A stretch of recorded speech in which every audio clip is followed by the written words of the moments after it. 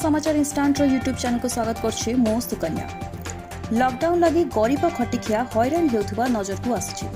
एभଳି समय कांग्रेस दलर सभापति तथा समाज सेवक संतोष कुमार महांती आज आठगड़ टांगी और चौदुआर विभिन्न पंचायतर भोकिला लोकंकु खाद्य बांटुथिबा सह सरकार को तृणमूल स्तर लोक माने किपरि समस्त सरकारी सुविधा पाइबे सेति निमंते गुरुत्व देबा लागि गणमाध्यम को कहिसंती। सेही भली वर्तमान जल्दी अवस्था आसी से जति भोकिला जे माने रहउछंती प्राय पंचायत माने केते जति समान भागवानी निजर सुव अतीत धनरु अन्यपटे कटक कल्याण मंडप सामने एक भ्राम्यमाण बिजु युव और छात्र जनता दल पक्षरु रक्तदान शिविर आयोजन करा जायथिला। एते बांकी विधायक देवी रंजन त्रिपाठी और पूर्वतन कॉर्पोरेटर तथा सीएमसी स्वास्थ्य कमिटीर अध्यक्ष रंजन विश्वाल जोगदे रक्तदाता को कृतज्ञता जणाउथिबार नजर सामना को आसी।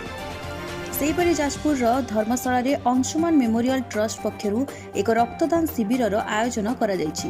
एहाकु जाजपुर जिल्लापाल रंजन कुमार दास उद्घाटन करछन्ति। एही शिविर में 300 यूनिट रक्त संग्रह करथिबार लक्ष्य रखा जायथिबा ट्रस्ट संपादक हिमांशु शेखर साहू कहिसन्ति। कटकरू एमडी जावेद और जाजपुर विश्वजीत खिलाड़ रिपोर्ट समाचार इंस्टांट.com।